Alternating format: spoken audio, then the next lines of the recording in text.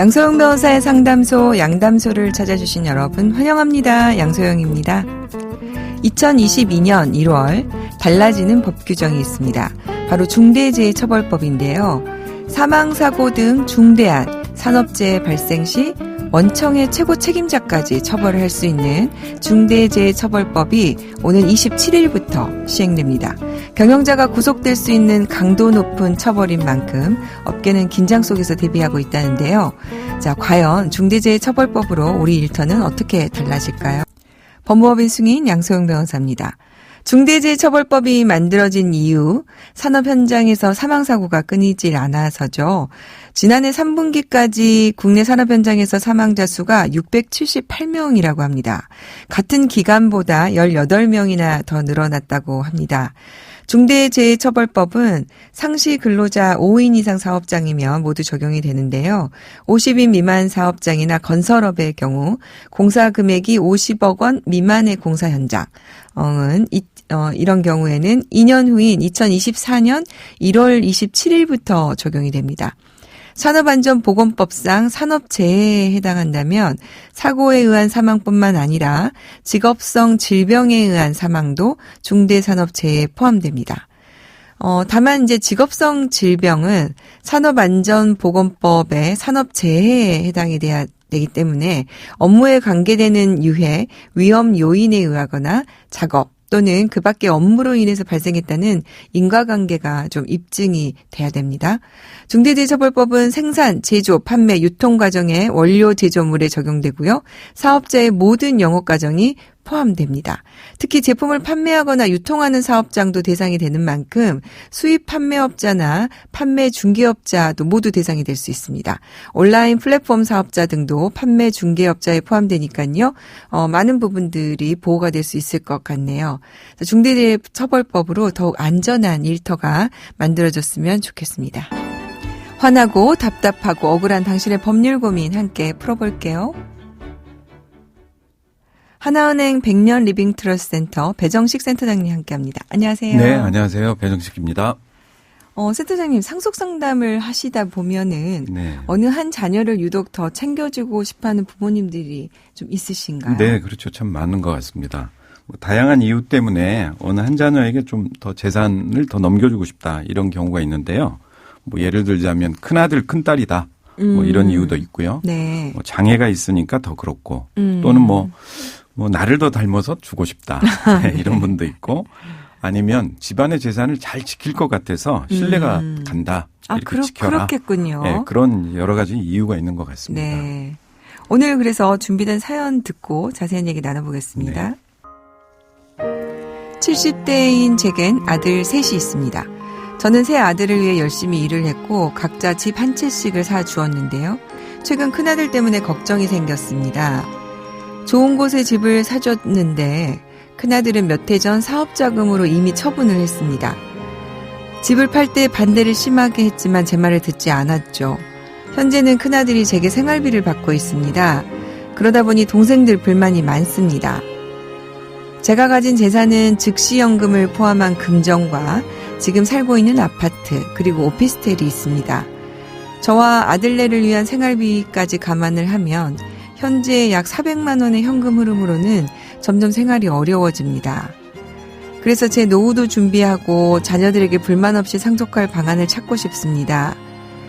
첫째, 매월 200만 원 이상 현금이 더 있어야 하고 둘째, 거주하는 아파트는 세 자녀에게 똑같이 상속하고 셋째, 월세가 나오는 오피스텔은 큰 손주에게 주고 넷째, 큰아들이 사업하겠다는 이유로 담보 제공을 요구해도 더 이상 지원하지 않는 겁니다.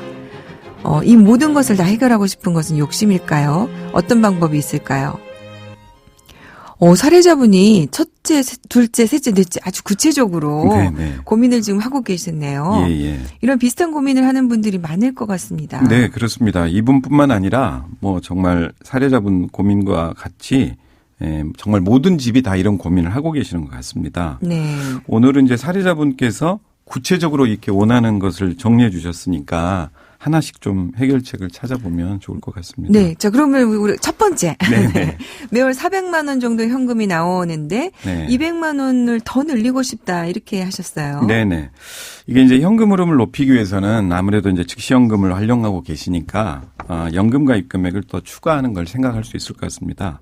이걸 뭐 구체적으로 논의하기보다는 뭐 조금 개괄적으로 이제 말씀을 드릴 수 있을 것 같은데요. 네. 보험사마다 다 다르기 때문에 뭐 약 한 3억에서 한 3억 2, 3천 정도를 이제 추가하고 뭐 연령을 감안해서 기간도 정하고 뭐 안정적인 상품을 운용하는 그런 연금에 가입을 한다면 본인이 생각하는 뭐 200만 원 정도는 추가로 설계하실 수 있을 것 같습니다. 네. 다만 이제 월세 소득이 오피스텔을 통해서 있기 때문에 금융소득 종합과세 뭐 이런 것들도 세무적인 것들도 같이 점검을 하는 게 중요할 것 같습니다. 네.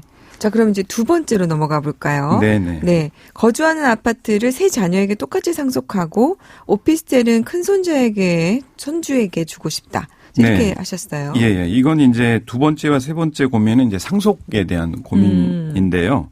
이걸 이제 신탁을 설정해서 좀 관리하는 것으로 해결할 수 있을 것 같습니다. 네. 뭐 구체적으로 이제 유언대용 신탁 설정인데요.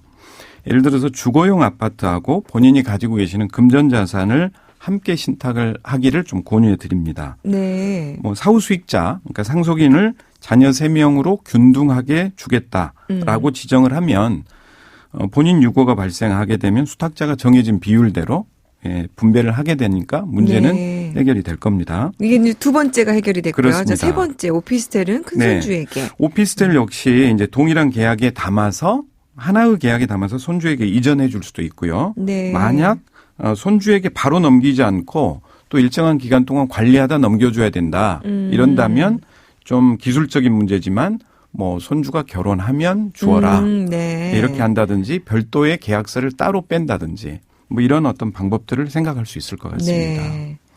자, 그럼 이제 마지막 고민 남았습니다, 센터장님. 네네. 자, 큰아들이 사업자금 담보 제공을 원해도 막아달라. 네. 이렇게 하셨습니다. 이게 참 어려운 내용 같습니다. 예, 그렇지만 하여튼 마지막 고민도 신탁을 설정하면서 별도의 특약 조치들을 통해서 네. 해결이 가능할 것 같습니다. 네. 예를 들어서 신탁 계약은 어머님이 이제 하시게 되죠. 네. 그런데 스스로 나중에 신탁을 해지하거나 변경할 때에는 내 자녀들의 전부 다 동의를 받도록 하겠다. 뭐 이렇게 지정하시면 좋을 것 같습니다. 그래서 함께 도움을 받거나 또 큰아들이 같이 살 수도 있는데 그런 큰아들의 요구를 거절하기 어려운 상황도 이런 어떤 자녀들의 동의를 통해서 해결한다면 어떤 노후 대비도 할 수 있지 않을까 이렇게 생각이 듭니다. 네. 좀 궁금한데요. 네. 신탁계약 위탁자와 수익자가 모두 어머니인데 네. 그런 동의 조항이 있다지만은 절대 해지를 할 수 없을까요? 네, 이제 이런 부분에 있어서 의문이 들 수 있습니다. 네. 또 질문도 하시는 거고요. 계약 조항을 설정한 것도 나고 나중에 또 인지 능력이 문제가 없는 상태에서 뭐 자녀들의 동의 조항 문제 때문에 계약을 하지 못한다. 이런다면 재산권의 침해 문제가 될 수 있지 않겠느냐. 네네. 뭐 이런 이제 논의가 될 것 같은데요. 근데 이제 신탁이라는 것은 본질이 계약이기 때문에 네. 나의 노후, 뭐 치매가 왔을 때 이런 대비를 하는 것을 뭐 신탁으로 계약으로 대비하겠다라고 네. 한다면 어떤 조항에 특별히 문제는 없지 않을까 생각이 듭니다. 네. 그리고 이제 신탁 재산이 또 이 재산이 아니면 본인의 노후 대비를 할 수 없다. 뭐 이런 경우도 생길 수 있지 않습니까? 그쵸. 그런 경우에는 뭐 법원의 허가를 받는다든지 이런 어떤 예외 조항이나 수탁자의 판단을 구하는 그런 조항들을 넣어서 뭐 좀 문제를 해결할 수 있을 걸로 보여집니다. 아, 이게 이제 너무 재산권 침해가 된다면 네. 예외적으로 본인의 노후를 대비할 수 없거나 뭐 법원의 허가가 있으면 처분할 수 있게 이제 네, 이렇게 네. 좀 할 수 있다는 길을 좀 말씀이네. 터놓는 방법도 생각할 수 있을 것 같습니다. 그러니 본질적으로 신탁으로 이렇게 하는 것은 큰 문제가 없다. 네. 네, 그렇게 정리가 될 수 있겠군요. 네. 이렇게 이제 미리미리 준비를 하면은 어머님 노후도 지키고 상속에 대한 갈등도 해소할 수 있겠다는 생각이 드네요. 네. 그렇습니다. 이제 사례자분처럼 도움 주는 분들 뭐 도움을 계속 주고 있는 아들이 지속적으로 이제 재정적 지원을 요구를 한다면 네. 참 거절하기 어려운 상황이 될 텐데요. 이제 자칫 또 판단을 잘못하면 지금까지 도와줬던 고마움보다는 또 서운함이 남을 수도 있기 때문에 본인의 뜻을 명확하게 하고 네. 그다음에 생전에 대한 그 어떤 건강에 대비하는 또 솔루션 뭐 그런 것들을 좀 정해 간다면 오히려 종국에는 가족들 간의 불화를 좀 줄일 수 있지 않을까 이렇게 생각이 듭니다. 그러게요. 이게 참 사람이라는 게 또 그런 것 같아요. 저도 상담을 하다 보면 느끼지만 뭐 저도 그렇고요. 이게 이제 도와줄 때는 도와주는 마음으로 하는 건데 네. 어느 순간 받는 사람 입장에서는 자기의 권리로 생각을 하다 그렇죠. 보니까 네. 그거를 줄이거나 뭐 못하겠다고 하면은 굉장히 분노하고 서운해하고 배신감을 느끼고 이렇게 되니까 네. 지나간 시간이 굉장히 무의미해지는 경우가 있는데 그렇습니다. 지금 우리 센터장님 말씀은 그래서 미리 본인의 뜻을 좀 명확히 할 필요가 있다. 이런 네, 말씀이시군요. 그렇습니다. 한번 좀 결단이 필요한 네. 시간이 아닌가 이렇게 생각이 듭니다. 그러면 이제 정리를 조금 해보면 첫 번째, 두 번째, 세 번째를 간략히 좀 요약해서 센터장님 설명을 좀 해주시겠습니까? 네네.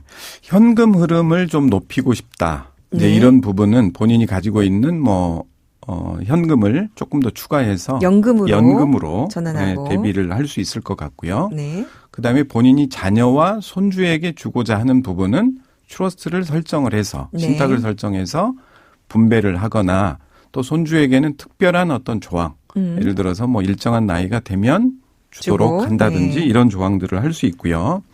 또는 이제 아들의 어떤 담보 제공 요구를 조금 막을 방법은 신탁은 계약이 본질이기 때문에 그 내가 조항을 해지할 넣어서, 때에는 네. 동의를 받도록 이제 이렇게 조금 핑계거리를 좀 같이 만들어 놓는 것도 네. 방법이 아닐까 생각이 듭니다. 센터장님 말씀 들으니까 이제 신탁이라는 계약을 통해서 구체적이고 다양한 상속을 생각해 볼 수 있다. 이런 생각이 드는군요. 네네. 네.